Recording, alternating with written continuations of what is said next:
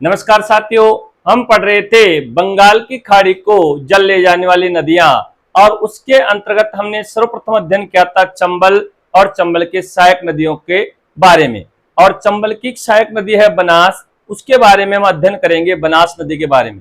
तो देखिए बनास नदी को किस प्रकार हमें याद रखना है, और पहले भी हमने बात कर चुके हैं कि नदी को पढ़ने से पहले कुछ पॉइंट्स होते हैं, उन पॉइंट के आधार पर हम उसका क्या करेंगे, अध्ययन करेंगे। तो देखिए बनास नदी को पढ़ेंगे तो सबसे पहले आपको याद होना चाहिए बनास नदी में अगर इसका कोई प्राचीन नाम है तो सर्वप्रथम हम उसके बारे में अध्ययन करेंगे, प्राचीन नाम के बारे में। फिर बात करेंगे उपनाम के बारे में कि इस बनास नदी के और क्या क्या नाम है, उसके बारे में हम अध्ययन करेंगे। ठीक है। नेक्स्ट बात आती है कि यह नदी कहां से निकलती है, अर्थात इसका उद्गम कहां से होता है, उसके बारे में पढ़ेंगे। उद्गम के साथ ही आपको ध्यान रखना चाहिए कि उद्गम होगी तो यह नदी कहीं न कहीं बहेगी, वहां इसका प्रवाह होगा, तो प्रवाह क्षेत्र के बारे में अध्ययन करेंगे। उसके बाद में यह नदी कहीं न कहीं जाके समाप्त होगी, किसी न किसी नदी में इसका संगम होगा, तो उसके बारे में अध्ययन करेंगे। अब उद्गम से लेकर संगम तक इसकी कुल लंबाई कितनी है, इसके बारे में चर्चा करेंगे। ठीक है, कुल लंबाई के बारे में चर्चा करेंगे। फिर इस नदी पर कौन सी सभ्यता स्थित है, इसके बारे में हम अध्ययन करेंगे। फिर इस पर कौन से बांध है इस नदी पर, यह हम बात करेंगे। और ध्यान रखना इस नदी पर सर्वाधिक त्रिवेणी संगम बनते हैं, त्रिवेणी संगम। तो राजस्थान में सर्वाधिक त्रिवेणी संगम बनाने वाली नदी कौन सी है, तो बनास नदी है। तो त्रिवेणी संगम के बारे में बात करेंगे। फिर हम बात करेंगे किनारे स्थित शहर, किनारे स्थित शहर के बारे में, किनारे स्थित शहर के बारे में। फिर ध्यान रखना इसकी सहायक नदियां और फिर विशेष के बारे में हम चर्चा करेंगे। तो सहायक नदियों को हम स्पेशल अलग से इसकी क्लास लेंगे, तो उसके अंतर्गत आपको बताएंगे। तो बनास नदियों को कैसे पढ़ना है, ये जो पॉइंट बता रहे हैं हम उसके आधार पर पढ़ना है। तो ध्यान रखना हम एक एक के नोट्स बनाएंगे, तो यहाँ केवल सुनना है और आपको यह डायग्राम के अंतर्गत समझना है। फिर एक एक चीज को हम विथ डायग्राम के साथ और विथ नोट्स के साथ हम अध्ययन करेंगे। तो देखिए बनास नदी का प्राचीन नाम है वशिष्ठी। क्या नाम है, वशिष्ठी। और बनास नदी के अन्य क्या नाम है, तो बनास नदी को हम क्या कहते हैं, वर्णासा, वन की आशा, मेवाड़ की गंगा कहते हैं किसको, बनास नदी को। अब देखिए उद्गम के बारे में बात करें तो आपको ध्यान से देखना है, ये उद्गम, ये जो पहाड़ियां बन रही है, ये कौन सी पहाड़ी है, खमनोर की पहाड़ी। कौन सी पहाड़ी है, खमनोर की पहाड़ी। तो सर्वप्रथम आपको करना क्या है, सबसे पहले बनास नदी कौन कौन से जिलों में बहती है वो जिले हम याद रखेंगे। तो देखो पहला जिला आपको याद रखना है कौन सा है, ये राजसमंद। तो बनास नदी कहां से निकलती है, अगर आपसे पूछा जाए राजसमंद। राजसमंद के बाद में ये कहां जाएगी, तो आपको याद रखना चित्तौड़गढ़, चित्तौड़गढ़। चित्तौड़गढ़ के बाद में यह नदी जाएगी भीलवाड़ा में। कहां जाएगी, भीलवाड़ा में। भीलवाड़ा के बाद में नया जिला बनाया भीलवाड़ा से तोड़ करके, उसका नाम है शाहपुरा। ठीक है ना, शाहपुरा। शाहपुरा के बाद में ध्यान रखना ये नदी जाती है कहां, केकड़ी में, केकड़ी। और केकड़ी के बाद में आपको याद रखना टोंक। क्या याद रखना है, टोंक। और टोंक के बाद में याद रखना है आपको सवाई माधोपुर। क्या याद रखना है, सवाई माधोपुर। इस प्रकार वर्तमान में देखा जाए तो जो आपकी बनास नदी है वो कितने जिलों में बहती है, तो ध्यान रखना 1 2 3 4 5 6 और 7, 7 जिलों में बहती है। वर्तमान में बनास नदी राजस्थान के कितने जिलों में बहती है, तो आपको याद रखना 7 जिलों में बहती है। और उनका क्रम क्या होगा, राजसमंद, चित्तौड़गढ़, भीलवाड़ा, शाहपुरा, केकड़ी, टोंक और सवाई माधोपुर। ठीक है, ये आपको ध्यान रखना है। तो ये जो जिला हो गया ये तो कौन सा हो गया, ये आपका हो गया राजसमंद। ये जिला हो गया आपका चित्तौड़गढ़। ये कौन सा हो गया, भीलवाड़ा। ये जिला हो गया आपका शाहपुरा। और ये हो गया आपका केकड़ी। और ये हो गया आपका टोंक। और ये हो गया सवाई माधोपुर। और सवाई माधोपुर के पदरा गांव के निकट रामेश्वर धाम में ये किसमें मिल जाती है, चंबल नदी में मिल जाती है। कौन सी नदी, बनास नदी। ठीक है, ये क्लियर हो गया। तो देखो प्रवाह उद्गम कहां से होगा, तो आपको ध्यान रखना राजसमंद की खमनोर की पहाड़ी से, राजसमंद की खमनोर की पहाड़ी से नदी निकलती है। तो ध्यान रखना कहां से निकलती है, खमनोर की पहाड़ी से। तो ध्यान रखना राजसमंद की कहां से निकलती है, खमनोर की पहाड़ी से निकलती है। और फिर कहां जाएगी, चित्तौड़गढ़। फिर कहां जाएगी, भीलवाड़ा में। फिर शाहपुरा, फिर केकड़ी, फिर टोंक, फिर सवाई माधोपुर में। ठीक है ना। और सवाई माधोपुर में यहां जाकर के ये किसमें, तो ध्यान रामेश्वरम धाम है, रामेश्वरम धाम है सवाई माधोपुर में। यहां जाके चंबल नदी में, किसमें? चंबल नदी में, सवाई माधोपुर में चंबल नदी में मिल जाती है। किसमें मिल जाती है? चंबल नदी में मिल जाती है। ये जो आपको रेड कलर की नदी दिख रही है, ये कौन सी नदी है? चंबल नदी है, ठीक है ना। तो इसमें जाकर के यह मिल जाती है, ठीक है ना, पदरा गांव के निकट। तो अब आपको देखिए उद्गम अगर आपसे पूछे तो राजसमंदी, खमनोर की पहाड़ी। प्रवाह क्षेत्र में क्या हो जाएगा? राजसमंद, चित्तौड़गढ़, भीलवाड़ा, शाहपुरा, केकड़ी, टोंक और सवाई माधोपुर। क्लियर है? यहां तक कोई दिक्कत है? पूर्व में यह नदी राजस्थान के कौन कौन जिलों में बहती थी? तो राजसमंद में बहती थी, चित्तौड़गढ़ में बहती थी, भीलवाड़ा में बहती थी, ठीक है ना। और भीलवाड़ा के बाद में ध्यान रखना शाहपुरा जिला अब बना है, तो इसमें नहीं बहती थी शाहपुरा में, ठीक है ना। तो इसके बाद में कहा जाती थी? अजमेर में। कहा जाती थी? अजमेर। अजमेर के बाद में टोंक और टोंक के बाद में सवाई माधोपुर। तो पहले ये राजस्थान के 6 जिलों में बहती थी और 6 जिले राजसमंद, चित्तौड़गढ़, भीलवाड़ा, अजमेर, टोंक और सवाई माधोपुर, ठीक है। तो ध्यान रखना अगर आप बात करें बनास नदी का प्रवाह क्षेत्र, बनास नदी का, यहां याद रखना बनास नदी का प्रवाह क्षेत्र, बनास नदी का प्रवाह क्षेत्र। तो याद रखना यहां पर बनास नदी का प्रवाह क्षेत्र के बारे में बात करें हम, तो एक तो बात करेंगे आप पूर्व का। कौन सा? पूर्व का। एक तो पूर्व में ये राजस्थान के कौन कौन जिलों में बहती थी, मैं इसके बारे में चर्चा करूंगा।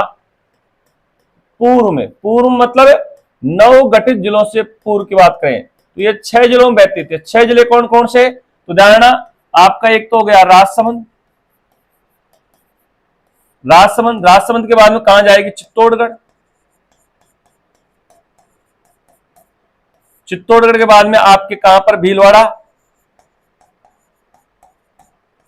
भीलवाड़ा के बाद में अजमेर, अजमेर के बाद में टोंक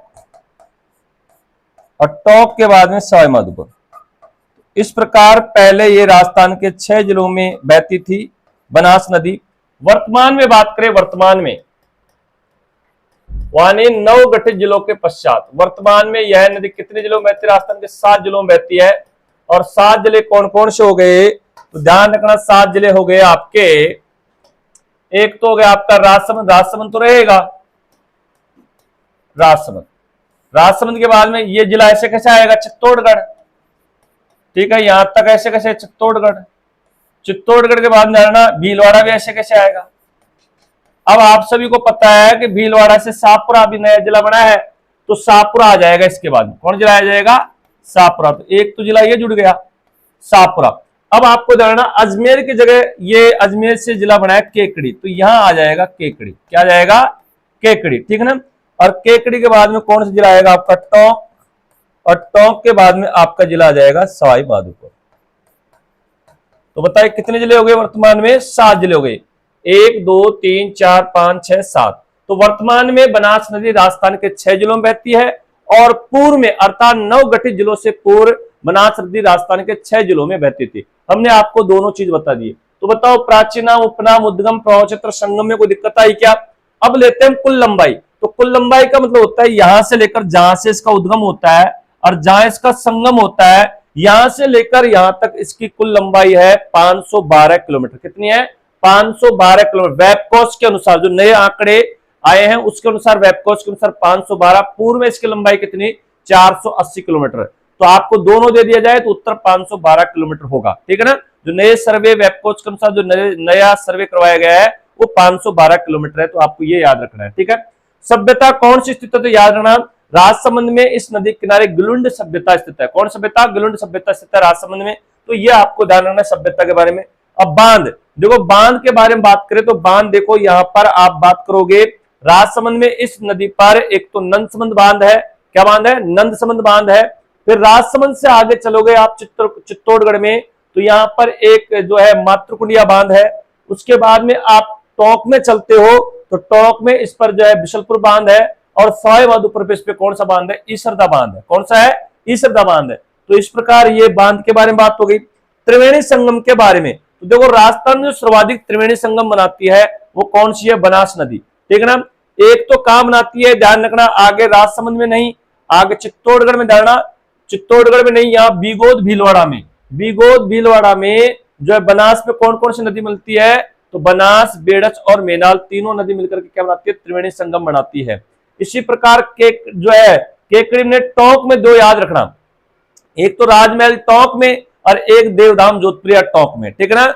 और एक आपको जानना जो है रामेश्वर धाम में सवाई माधोपुर में, ठीक है ना। तो ये चार जगह आपको याद रखना है।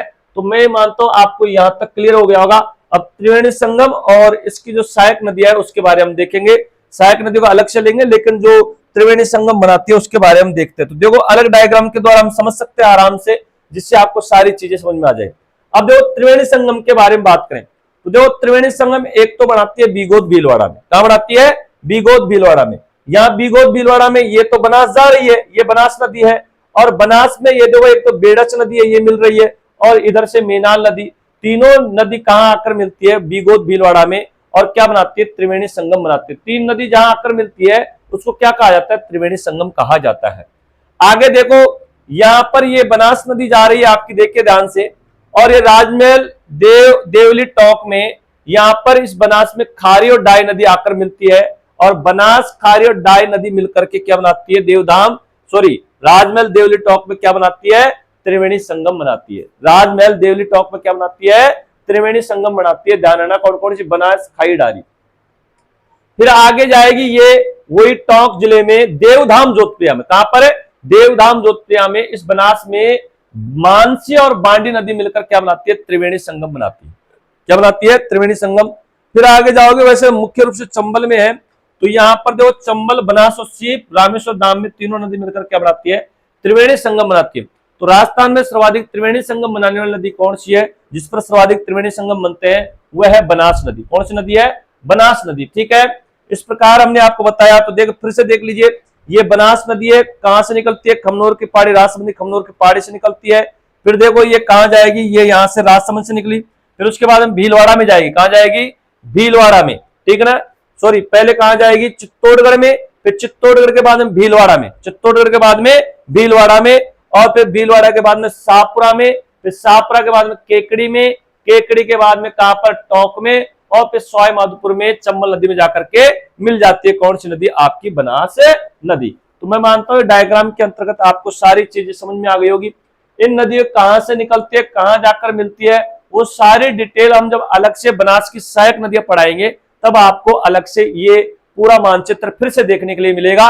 लेकिन अभी केवल आपको ध्यान रखना है कि बनास नदी कहां से निकलती है, किन जिलों में बहती है, कहां कहां पर त्रिवेणी संगम इस पर बनते हैं, कौन से बांध है, कौन सभ्यता कौन सी है, कुल लंबाई कितनी, वो सारी डिटेल हम इसके अंतर्गत आज अध्ययन करेंगे, ठीक है। अब देखिए आप आगे हम बनास नदी पढ़ रहे थे, किस प्रकार इसके नोट तैयार करने हैं वो हमें ध्यान रखना है। तो देखो हमारा पॉइंट क्या चल रहा था, बनास नदी, टॉपिक का नाम है बनास नदी, साथ के साथ लिखते जाएं आप, बनास नदी, बनास नदी। अब बनास नदी को किस प्रकार नोट तैयार करने हैं वो आपको ध्यान रखना है। तो देखिए बनास नदी में ध्यान रखना है आपको, सबसे पहले हमने बताया था कि बनास का प्राचीन नाम क्या है, बनास नदी का प्राचीन नाम क्या है। अब देखो जहां हमने आपको भी बताया था ये चीजें, तो ये लिखते हुए चलेंगे एक एक चीज, प्राचीन नाम, उपनाम, उद्गम, प्रभाव क्षेत्र, नोट्स के आधार पर हम लिखते चलेंगे। वहां हमने समझा था, यहां हम लिखते हुए चलेंगे। तो देखिए इस नदी का जो प्राचीन नाम है वो क्या है, बनास नदी का अगर बात करें प्राचीन नाम के बारे में, किसके बारे में, प्राचीन नाम के बारे में, तो ध्यान रखना इसका प्राचीन नाम है वशिष्ठी नदी। क्या कहते हैं इसको, वशिष्ठी नदी। बनास नदी को क्या कहते हैं, वशिष्ठी नदी कहते हैं। प्राचीन नाम क्या है इसका, वशिष्ठी। अगर पूछा जाएगा इसका उपनाम क्या है, इस नदी का उपनाम क्या है, उपनाम के बारे में, उपनाम में आपको ध्यान रखना है, इस नदी को हम क्या कहते हैं, इसको कहते हैं वर्णासा। क्या कहते हैं, वर्णासा। इसी नदी को कहते हैं वन की आशा, वन की आशा। इसको कहते हैं मेवाड़ की गंगा। क्या कहते हैं इसको, मेवाड़ की गंगा। ये आपको ध्यान रखना है, इसको कहते हैं वर्णासा, वन की आशा और मेवाड़ की गंगा कहते हैं किसको, बनास नदी को। अब बात करें इसके उद्गम के बारे में, इसके उद्गम के बारे में हम बात करते हैं कि यह नदी कहां से निकलती है। तो हमने आपको बताया यह नदी कहां से निकलती है, जिला अगर पूछे तो आपको याद रखना राजसमंद जिले से। और राजसमंद में कुंभलगढ़ के निकट जो खमनोर की पहाड़ी है, खमनोर की पहाड़ी, बैरों के मठ के पास है खमनोर की पहाड़ी, यहां से नदी निकलती है बनास नदी, राजसमंद की खमनोर की पहाड़ी से निकलती है। अब हम बात करेंगे इसके प्रभाव क्षेत्र के बारे में। किसके बारे में? इसके प्रभाव क्षेत्र के बारे में, कि यह नदी कहां कहां बहती है। तो प्रभाव क्षेत्र, तो हमने वर्तमान का प्रभाव क्षेत्र में याद रखना है, पूर्व का हमने वहां तुलना करके बता दिया था आपको, लेकिन यहां आपको केवल वर्तमान का याद रखना है। तो आपको पता है प्रभाव क्षेत्र राजसमंद से निकलेगी, तो एक तो राजसमंद में बह रही है राजसमंद, राजसमंद के बाद में बताओ कहां जाएगी, हमने आपको बताया था चित्तौड़गढ़ में, चित्तौड़गढ़ में जाएगी। चित्तौड़गढ़ के बाद में यह नदी कहां जाती है, आपको हमने बताया भीलवाड़ा में, और भीलवाड़ा से नया जिला बनाया सापरा, सापरा में बहती है। सापरा के बाद में यह नदी जाएगी वर्तमान में कैकड़ी में। कैकड़ी किससे तोड़कर बनाया गया? अजमेर से कैकड़ी, और कैकड़ी के बाद में यह नदी जाती है टोंक में, और टोंक के बाद में पहुंच जाती है सवाई माधोपुर। कहां पहुंच जाती है? सवाई माधोपुर। तो वर्तमान में यह नदी राजस्थान के कितने जिलों में बहती है? तो धारणा 7 जिलों में बहती है। कितने जिलों में बहती है? 7 जिलों में बहती है, ये भी आपको ध्यान रखना है। अब बात करें संगम के बारे में। किसके बारे में? इसके संगम के बारे में बात करें हम, संगम के बारे में। तो ध्यान रखना, ये जो सवाई माधोपुर के, सवाई माधोपुर के पदरा गांव के निकट, पदरा गांव के निकट रामेश्वरम धाम में, रामेश्वर धाम में, किसमें? चंबल नदी में, चंबल नदी में मिल जाती है, चंबल नदी में मिल जाती है। कौन सी नदी? ध्यान रखना आपको, बनास नदी। ठीक है, फिर से देख लिया, बनास नदी का प्राचीन नाम वशिष्ठी। बनास नदी को वर्णाशय, वनकियाशय, मेवाड़ की गंगा कहते हैं। राजसमंद की खमनोर की पहाड़ी से निकलती है। राजसमंद, चित्तौड़गढ़, भीलवाड़ा, शाहपुरा, केकड़ी, टोंक, सवाई माधोपुर 7 जिलों में बहती है राजस्थान के वर्तमान में। ठीक है, और फिर ये जाकर के सवाई माधोपुर के जो खंडार तहसील 15 गांव के निकट रामेश्वर धाम में चंबल नदी में जाकर मिल जाती है।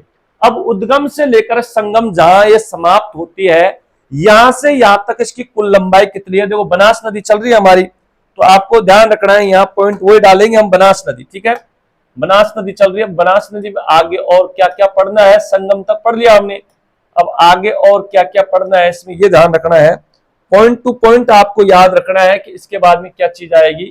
ठीक है ना, विषय वस्तु को क्रमबद्धता से और सिस्टमेटिक ढंग से अगर आप पढ़ोगे तो मैं निश्चित आपको बता सकता हूं कि आपको चीजें याद भी होगी और आप भूल भी नहीं पाओगे। इस प्रकार की हम कोशिश कर रहे हैं। तो देखो, अब बात आती है कुल लंबाई के बारे में। तो बताओ कुल लंबाई कितनी बताई हमने इसकी? तो हमने बताया 512 वेबकोस के अनुसार। किसके अनुसार? वेबकोस के अनुसार, वेबकोस के अनुसार इसकी लंबाई कितनी है? तो धारणा 512 किलोमीटर, ये आपको याद रखना है। ठीक है ना, पूर्व में जो लंबाई थी, जब ये सर्वे नहीं हुआ था, पूर्व में लंबाई, पूर्व में ध्यान रखना 480 किलोमीटर थी। अब सर दोनों आ जाए तो कौन सा उत्तर लगाओगे? 512 किलोमीटर लगाओगे। ध्यान रखना, कितना लगाओगे? 512 किलोमीटर। ध्यान रखना इस बात को। फिर आपको ध्यान रखना है, कुल लंबाई के बारे में बात होगी। अब बात करते हैं सभ्यता के बारे में। किसके बारे में? सभ्यता के बारे में, कि इस बनास नदी पर कौन सी सभ्यता स्थित है। तो ध्यान, कौन सी सभ्यता स्थित है? तो हमने आपको बताया गिलुंड सभ्यता। कौन सभ्यता? गिलुंड सभ्यता है इस पर। और एक गिलुंड सभ्यता कहां है अगर आपसे पूछ लिया जाए तो ये है राजसमंद में। कौन सी नदी के किनारे स्थित है गिलुंड सभ्यता? तो बनास नदी के किनारे स्थित है। कहां पर? तो जो है राजसमंद जिले में। फिर नेक्स्ट बात आती है इसमें, नेक्स्ट बात क्या आएगी इसमें, कि बनास नदी पर त्रिवेणी संगम बनते हैं, यानी राजस्थान में त्रिवेणी संगम। तो उदाहरण, इस नदी पर राजस्थान में इस नदी पर कौन सी, बनास नदी पर, ठीक है ना, इस नदी पर सर्वाधिक क्या बनते हैं, त्रिवेणी संगम बनते हैं। अब कहां बनते हैं, पहले अगर हम स्थान के बारे में बात करें तो बताइए कौन कौन से स्थान है। तो आप देखोगे यहां पर हमने आपको बताया था, पर एक तो आपका बनता है कहां पर, बीगोद भीलवाड़ा में। कहां बनता है, याद रखना है, बीगोद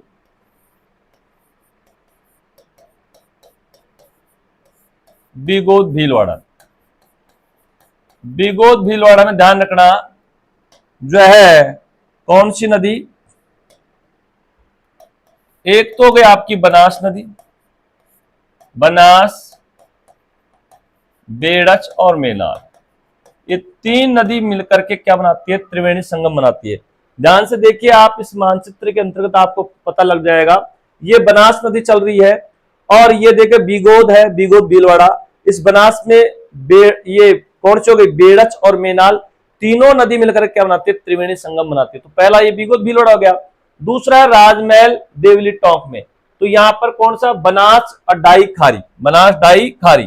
तो दूसरा नंबर पे क्या आएगा, क्रम से याद रखना, दूसरे नंबर पे आएगा कौन सा, तो यहां पे आएगा आपका देवली। राजमहल गांव याद रखना पहले, यहां आपको याद रखना राजमहल,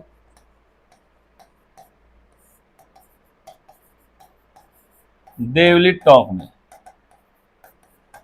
बनास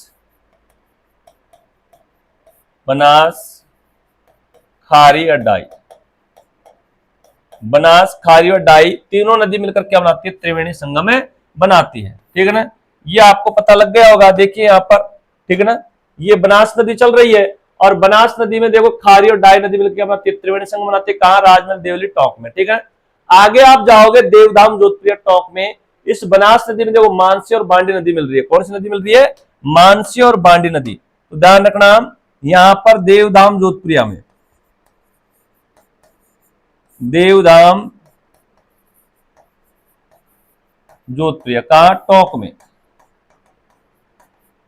तो बनास, एक तो बनास नदी हो गई और बनास में कौन सी, तो एक तो हो गई कौन सी, बांडी, और एक हो गई मानसी, ये वाली नदी मानसी। ठीक है ना, ये तीनों नदी मिलकर क्या बनाती है, त्रिवेणी संगम में बनाती है। ठीक है ना, और एक याद रखना, वैसे तो मुख्यतः तो कहां पे बनता है, चंबल नदी पर, लेकिन ध्यान रखना यहां पर जो है रामेश्वर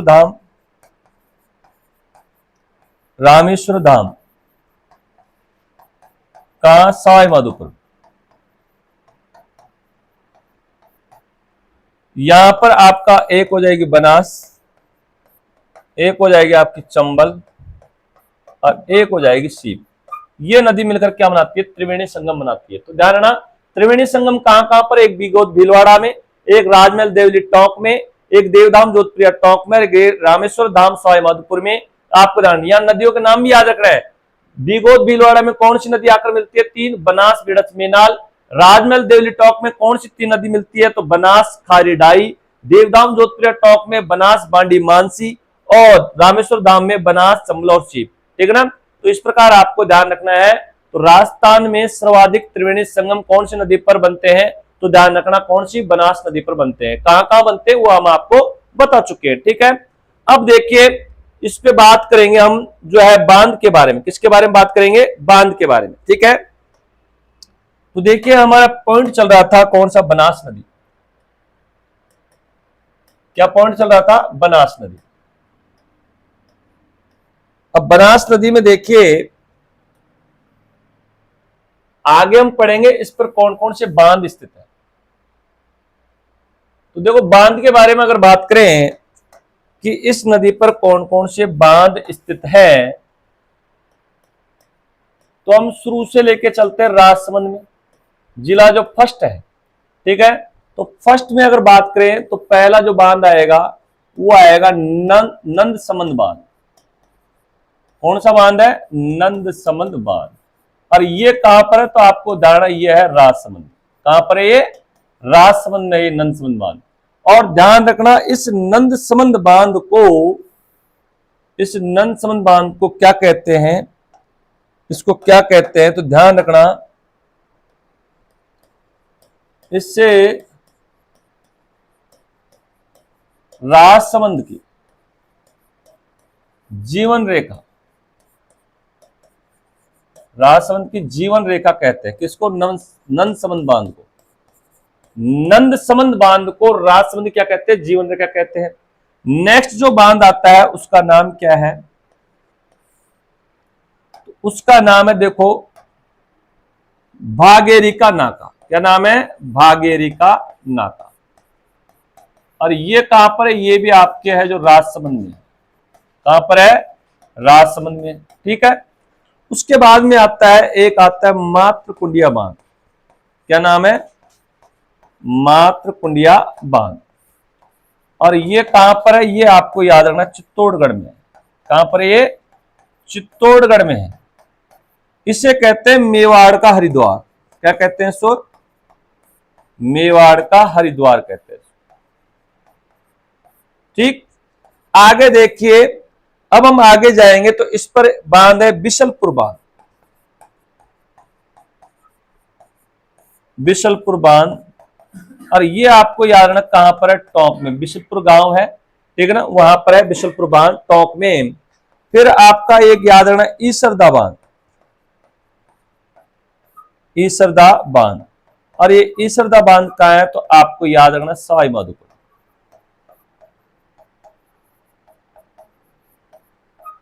अब एक बार मानचित्र के अंतर्गत आप देखोगे, पहला नंदसमंद बताया, फिर भागेरी का नाका, मातृकुंडिया, बिशलपुर और ईसरदा। एक बार आप मानचित्र में देखिए, आपको समझ में आ जाएगा। ये हमारी बनास नदी है। बनास नदी पर देखिए, सबसे पहले बात करें तो देखो सभ्यता, तो आगे गिलुंड सभ्यता। यहां बात करेंगे तो देखो इस बनास नदी पर जो है नंदसमंद बांध है, ठीक है ना। फिर इस बनास नदी पर आगे आप चित्तौड़गढ़ में जाओगे तो इस नंदसमंद में जो है, राजसमंद में ही नंदसमंद बांध है और एक भागेरी का नाका है राजसमंद में। और फिर आगे चित्तौड़गढ़ में जाओगे, चित्तौड़गढ़ में मातृकुंडिया बांध है, जिसे मेवाड़ का हरिद्वार कहते हैं, ठीक है ना। फिर आपको आगे जाओगे तो देखो यहां पर जो आपको दिख रहा है ये राजमहल देवली टोंक, इसके नजदीक आपको बिशलपुर गांव दिख रहा है, ये टोंक में, तो बिशलपुर बांध है यहाँ पर। ये धारणा, यहाँ पर आप देखो ईसरदा बांध है। कौन सा बांध है?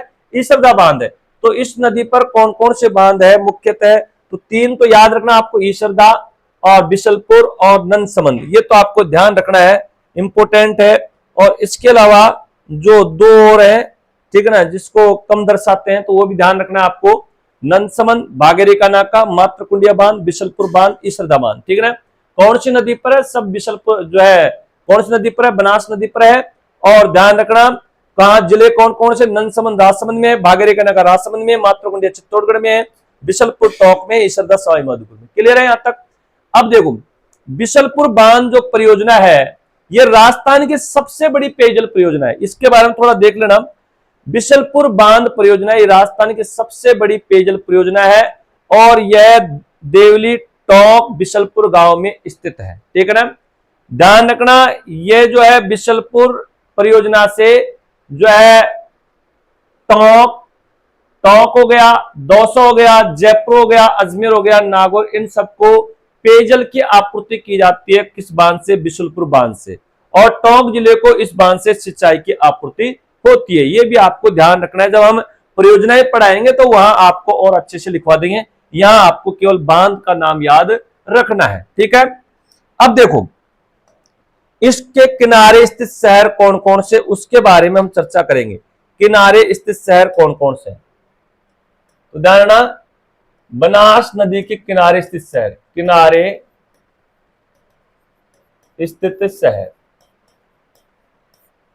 तो किनारे स्थित शहर कौन कौन से हैं? तो ध्यान रखना, जो है एक तो हो गया आपका कौन सा? तो एक तो हो गया आपका नाथद्वारा, एक हो गया आपका रेलमगरा, एक हो गया आपका मातृकुंडिया। नाथद्वारा कहां पर है? राजसमंद में है। कहां है? राजसमंद में। रेलमगरा भी कहां पड़ता है? राजसमंद में। मातृकुंडिया कहां पड़ता है? चित्तौड़गढ़ में, ठीक है ना।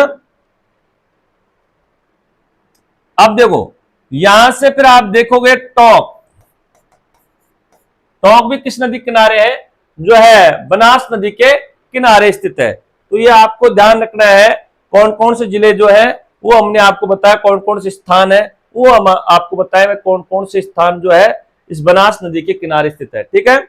इस प्रकार अब आप देखोगे बनास नदी की सहायक नदियां के बारे में अलग से पढ़ेंगे, लेकिन सहायक नदियां कौन कौन सी हैं वो हम आपको बताते हैं। इसमें देखिए इसकी सहायक नदियां कौन कौन सी हैं। तो याद रखना, बनास की सहायक नदियां, बनास की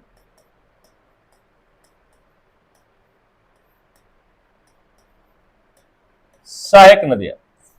अब देखो बनास नदी की सहायक नदियां कौन कौन सी हैं, तो ध्यान रखना है, हमने आपको बताया। देखिए ये बनास नदी की सहायक नदियां जब आप पढ़ रहे थे तो यहां पर अगर डायग्राम देखोगे तो देखो ये बनास नदी उद्गम आप देखते हो, तो उद्गम स्थल पर आप खड़े होंगे तो जो आपका दाया होगा वो बनास नदी का दाया होगा, और जो आपका बाया होगा वो बनास नदी का बाया होगा। तो देखो यहां से इस प्रकार ये तो इसका दाया हो गया और ये इसका बाया हो गया। तो दाएं क्रम से मिलने वाली नदी कौन कौन सी है बनास में? बेड़च और मेनाल, और बेड़च की सहायक नदी है गंभीरी, ठीक है ना। तो यहां पर आपको जानना दाएं क्रम की जो सहायक नदियां है, देखो रटने के सिस्टम नहीं है, आप मानचित्र याद है तो आपको जो है याद हो जाएंगे इस प्रकार। तो देखो दाएं क्रम से, एक तो गए दाएं क्रम से मिलने वाली नदियां, दाएं क्रम से मिलने वाली नदियां, बनास में दाएं क्रम से मिलने वाली नदियां कौन कौन सी है? तो एक तो गया देखो कौन सी, बेड़च, और बेड़च की सहायक नदी कौन सी है? गंभीरी, और एक हो गई आपकी कौन सी? मेनाल। ये तो बात हो गई दाएं क्रम से। अब है जो बाएं बाएं क्रम से, बाएं क्रम से मिलने वाली नदियां, बनास में बाएं क्रम से मिलने वाली यानी बाएं ओर से मिलने वाली नदियां कौन कौन सी है? तो देखो कोठियारी, खारी, डाई, मानसी, बांडी, मोरेल, ढूंढ, कालीसिल, ठीक है। तो आप देखोगे यहां पर देखिए बाएं क्रम से मिलने वाली बनास में नदियां कौन कौन सी? कोठियारी, खारी, डाई, मानसी, मानसिक सहायक नदी सोदरा, बांडी, मोरेल, ढूंढ और कालीसिल, ये सभी किसकी सहायक नदियां हैं? तो ये आपको ध्यान रखना है, ये बनास की सहायक नदी, इसकी मानसिक की होगी एक सहोदरा, ठीक है। इस प्रकार आपको ध्यान रखना बनास की सहायक नदियां, तो एक तो बनास में दाएं क्रम से मिलने वाली नदियां तो बेड़च और मेनाल है, और बनास में बाईं ओर से मिलने वाली नदियां कौन कौन सी? तो कोट्यारी, खारी, डाई, मानसी, बांडी, मोरेल, ढूंढ, कालीसिल, ठीक है ना। तो इस प्रकार ये इसकी क्या हो गई? सहायक नदियां हो गई। अब इनकी सहायक नदियों को हम अलग से पढ़ेंगे, एक एक नदी को पूरा डायग्राम लेकर के, क्योंकि लंबा वीडियो हो जाएगा। तो अब पहले इसकी विशेषताएं देख लेते हैं, बनास नदी की विशेषताएं क्या क्या है। तो देखो विशेष क्या बात है इसमें वो हम पढ़ेंगे। तो बनास नदी विशेष क्या है ये ध्यान रखना है। पहले पे याद रखना है यह पूर्णतः यानी बनास यह पूर्णतः राजस्थान में बहने वाली सबसे बड़ी नदी है, सबसे क्या है? बड़ी नदी है। बनास पूर्णतः राजस्थान बहने वाली सबसे बड़ी नदी है, सबसे लंबी नदी है, ध्यान रखना। फिर नेक्स्ट क्या रहना है? यह सर्वाधिक जल ग्रहण क्षेत्र वाली क्षेत्र वाली नदी है, यह सर्वाधिक जलग्रहण क्षेत्र वाली नदी है। यानी राजस्थान का जो कुल जलग्रहण क्षेत्र है उसमें से 27.48% जलग्रहण क्षेत्र किसका है? तो धारणा बनास नदी का है। किसका है? बनास नदी का। हमने शुरुआत में बता चुके हैं आपको, बहुत इंपॉर्टेंट प्रश्न है, बार बार परीक्षा में पूछा जाता है, ध्यान रखना। आगे आती है बनास चंबल की सबसे बड़ी सहायक नदी है, सहायक नदी है। बनास जो है चंबल की सबसे बड़ी सहायक नदी है। इसके साथ याद रखना बेड़च जो है, बेड़च बनास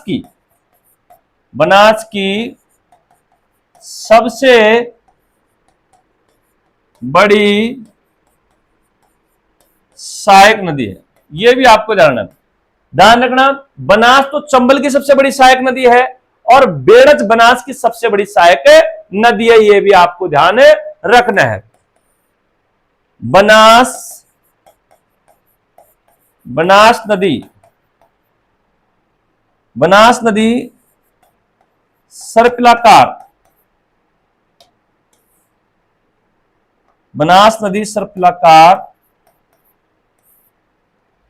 नदी सर्पिलाकार आकृति में बहती है। यानी बनास नदी का जो अपवाद क्षेत्र है वो कैसा है? सर्पिलाकार। कैसा है? सर्पिलाकार। ये ध्यान रखना आपको। बनास नदी टोंक जिले को दो भागों में बांटती है।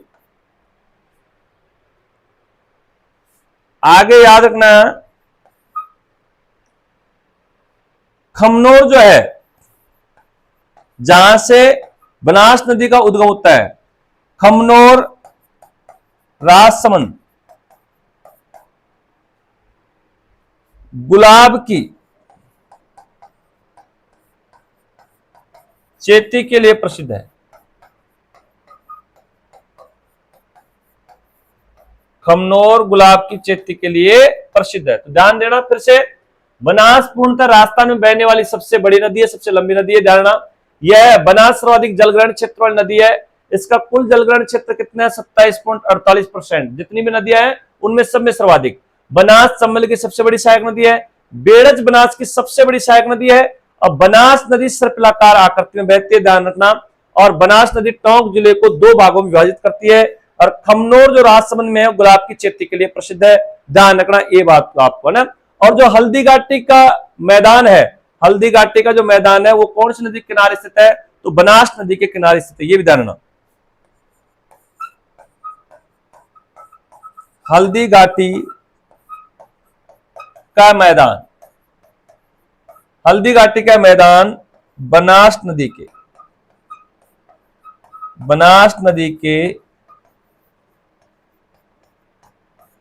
किनारे स्थित है, बनास नदी के किनारे स्थित है। ठीक है, तो आज हमने क्या पढ़ा है?